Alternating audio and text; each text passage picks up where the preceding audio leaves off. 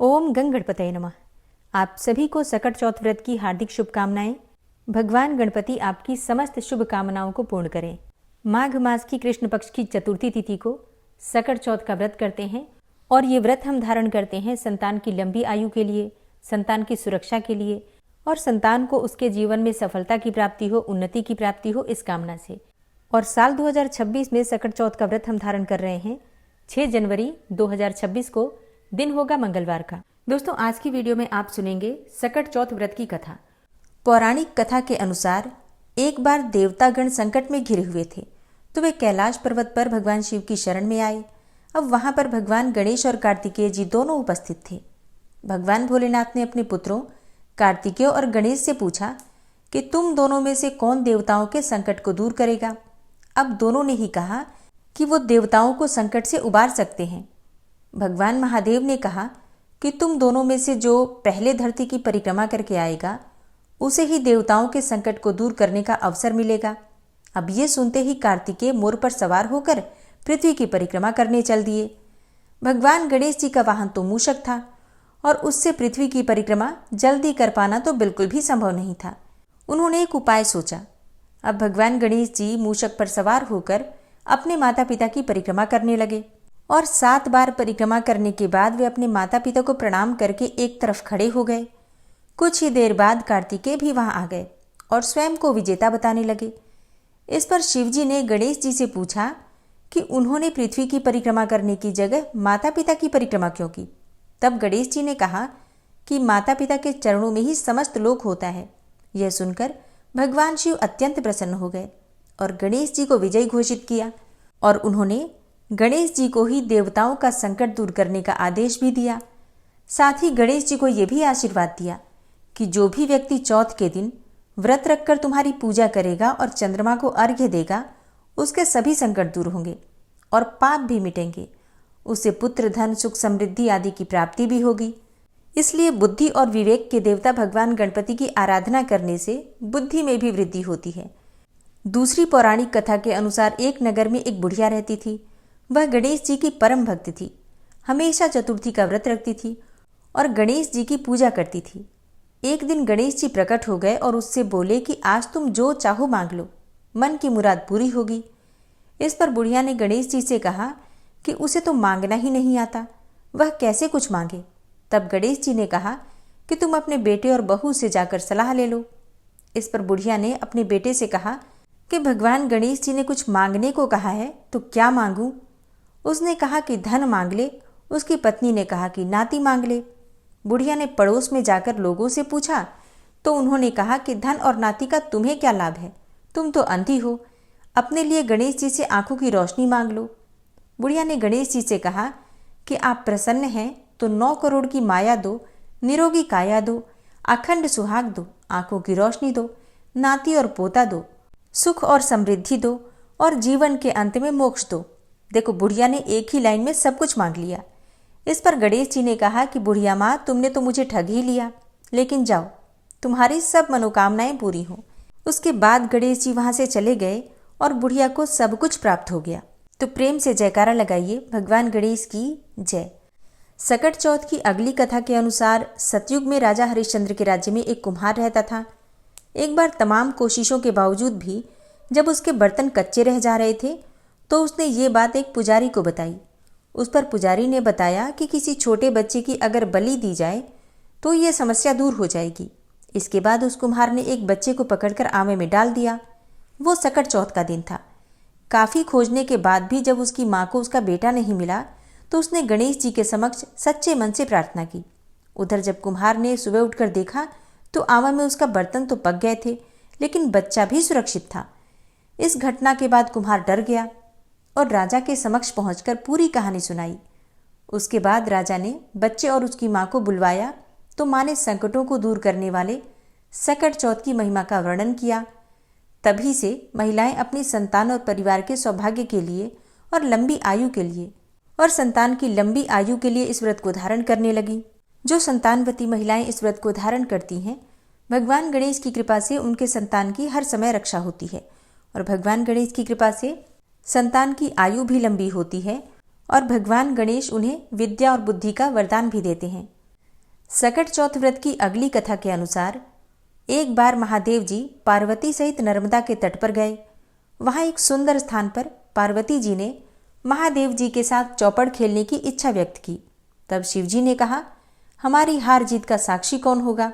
अब पार्वती जी ने तत्काल ही वहां की एक घास के तिनके बटोरकर एक पुतला बनाया और उसमें प्राण प्रतिष्ठा करके उससे कहा कि बेटा, हम चौपड़ खेलना चाहते हैं, किंतु यहाँ हार और जीत का साक्षी कोई नहीं है, इसलिए खेल के अंत में तुम हमारी हार जीत के साक्षी होकर बताना कि हम में से कौन जीता और कौन हारा। खेल आरंभ हुआ। दैव योग से तीनों बार पार्वती जी ही जीती, लेकिन जब अंत में बालक से हार जीत का निर्णय कराया गया तो उसने तो महादेव जी को ही विजयी बताया। परिणामतः पार्वती जी ने क्रुद्ध होकर उसे एक पांव से लंगड़ा होने और वहां कीचड़ में पड़ा रहकर दुख भोगने का शाप दे दिया। अब बालक ने विनम्रतापूर्वक कहा, माँ, मुझसे अज्ञानवश ऐसा हो गया, मैंने किसी कुटिलता या द्वेष के कारण ऐसा नहीं किया, मुझे क्षमा करें तथा शाप से मुक्ति का कोई उपाय भी बताइए। तब ममता रूपी माँ को उस पर दया आ गई और वे बोली, यहाँ नाग कन्याएं गणेश पूजन करने आएंगी, उनके उपदेश से तुम गणेश व्रत करके मुझे प्राप्त करोगे। इतना कहकर वे कैलाश पर्वत पर चली गईं।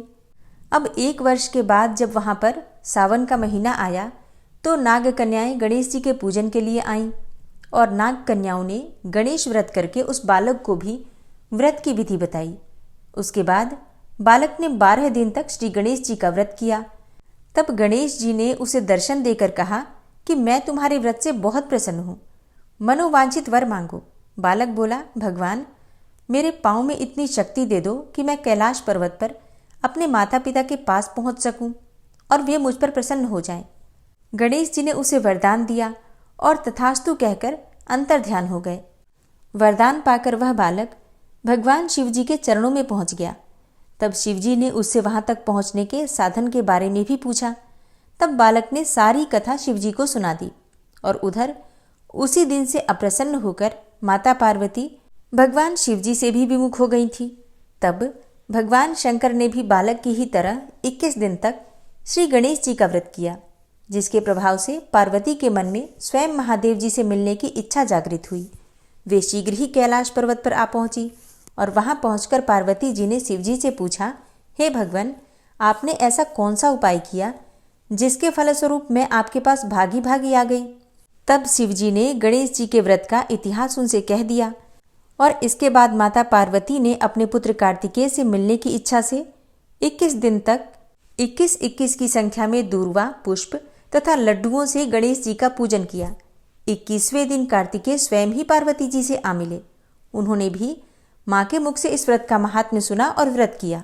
भगवान गणेश का व्रत करना, उनकी पूजा करना और उनकी पूजा में दूर्वा अर्पित करना, इससे भगवान गणेश अत्यंत प्रसन्न हो जाते हैं और हर प्रकार की कामना को पूर्ण कर देते हैं। अगली कथा है भगवान गणेश और बुढ़िया माई की। एक बुढ़िया माई थी, मिट्टी के गणेश जी की पूजा करती थी। अब रोज बनाए और रोज गल जाए।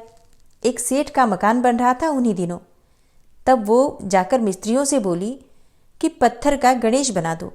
मिस्त्री बोले, जितनी देर हम तेरा पत्थर का गणेश गढ़ेंगे उतनी देर में तो अपनी हम दीवार चिन लेंगे। बुढ़िया बोली, राम करे तुम्हारी दीवार टेढ़ी हो जाए। अब उनकी दीवार टेढ़ी हो गई। वो चिने और ढा देवे, चिने और ढा देवे। इस तरह करते करते शाम हो गई। शाम को सेठ आया। उसने कहा, आज भी कुछ नहीं किया। तब वो कहने लगे कि एक बुढ़िया आई थी, वो कह रही थी कि मेरा पत्थर का गणेश गढ़ दो।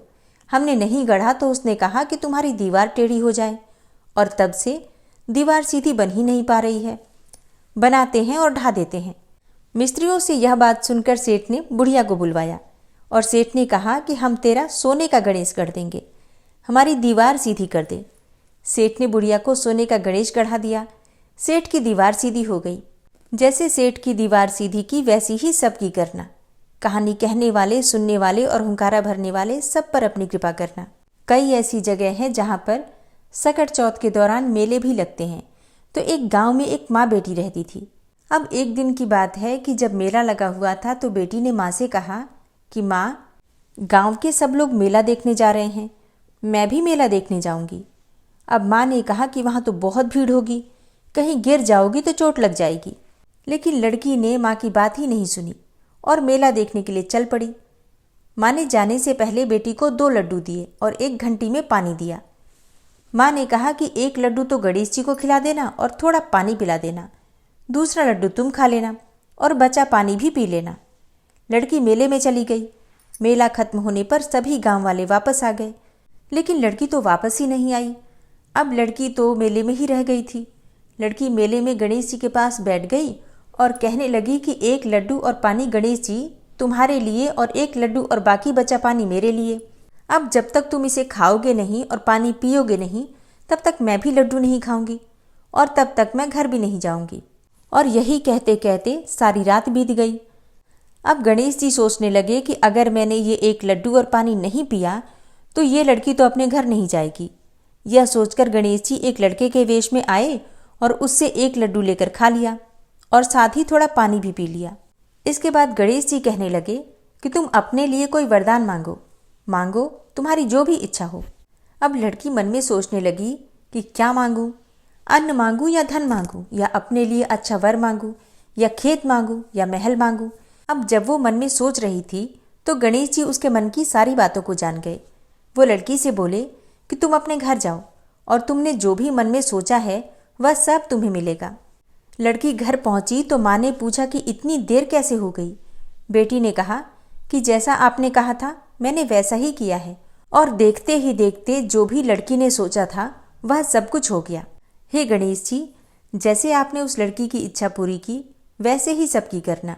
कहानी कहने वाले, सुनने वाले और हुंकारा भरने वाले सबकी इच्छा पूरी करना। बोलिए भगवान गणपति की जय।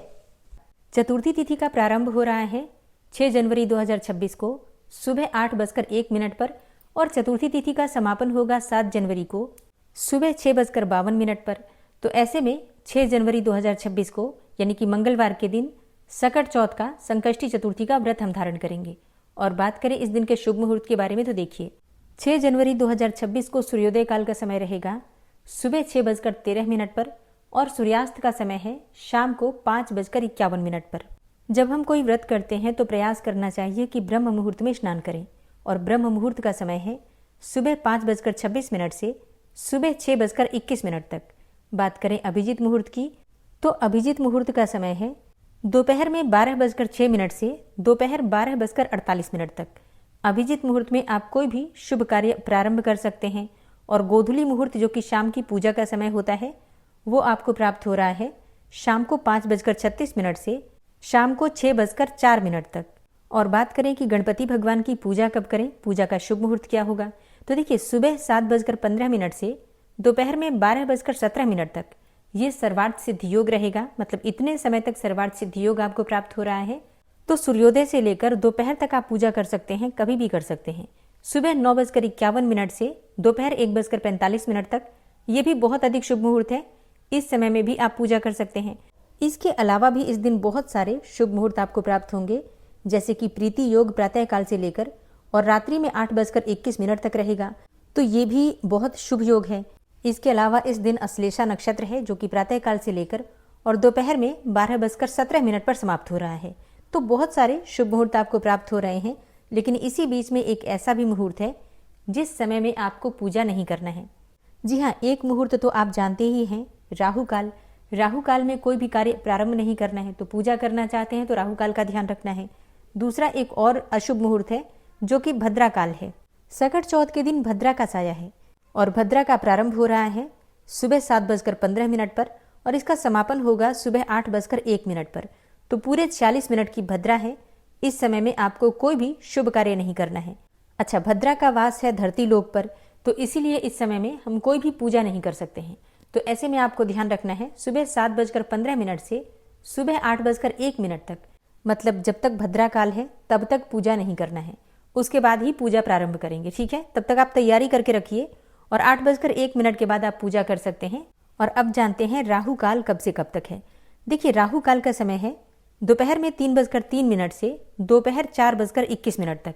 तो राहु काल में भी पूजा नहीं करना है, ठीक है। अब बात करें चंद्रोदय काल की, तो चंद्रोदय काल का समय है रात्रि में 9 बजे। वैसे प्रत्येक शहर में चंद्रोदय काल का समय अलग होता है, तो आप लोग जरूर देख लीजिएगा कि आपके यहाँ चंद्रोदय काल का समय क्या है। वैसे देखिए, जब चंद्रमा उदित होंगे तो उनके दर्शन करके उनको अर्घ्य देकर ही व्रत का समापन करते हैं। लेकिन कई स्थानों पर कई भक्तों के ऐसे प्रश्न आते हैं कि हम जहाँ पर रहते हैं वहाँ पर चंद्रमा दिखाई नहीं देते हैं, तो फिर हम चंद्रमा को अर्घ्य देकर और व्रत का समापन कैसे करें। देखिए, आप अपने घर में मतलब जब पूजा करते हैं तो पूजा के स्थान पर आपको एक पात्र रखना है। कोई सा भी पात्र रख लीजिए, थाली रख लीजिए, प्लेट रख लीजिए, कटोरी रख लीजिए और उसमें चंद्रमा की एक आकृति बना दीजिए, मतलब रोली इत्यादि से या फिर चंदन से गोल चंद्रमा की आकृति बनाकर, या फिर मंत्र लिख सकते हैं, ओम सोम सोमाय नमः। ठीक है, आप थाली में मंत्र लिख दीजिए और उसी में आप अर्घ्य दे सकते हैं। ठीक है, और अर्घ्य देने के बाद इस जल को किसी भी पौधे में डाल सकते हैं। तो अगर आपके यहाँ चंद्रमा दिखाई नहीं देते हैं तो इस प्रकार से भी आप अर्घ्य दे सकते हैं और व्रत को पूर्ण कर सकते हैं। ठीक है।